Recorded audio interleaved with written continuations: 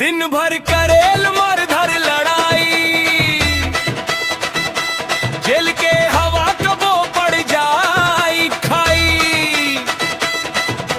चर्चा यूपी बिहार जानू हो,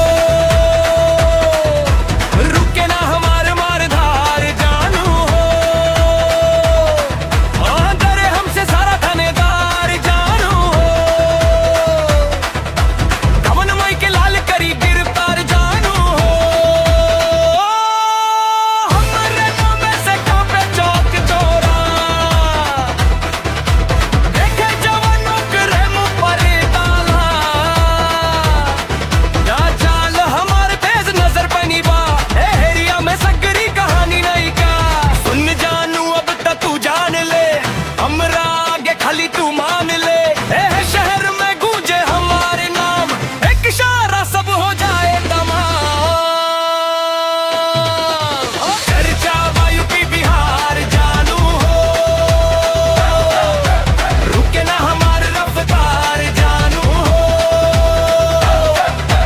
डरे हमसे सगरी थानेदार जानू हो, कौन दम बजे करी गिरफ्तार जानू हो। चर्चा यूपी बिहार जानू हो, तुमसे ना खेले काऊ जुआर जानू हो। डरे हमसे सगरी थानेदार जानू हो,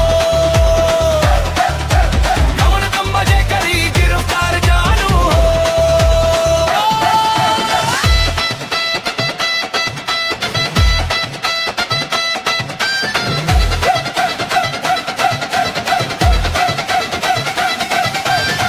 गली मोड़ पर हमारे ही हल्ला, नाम सुनते हिल जाला पूरा इलाका।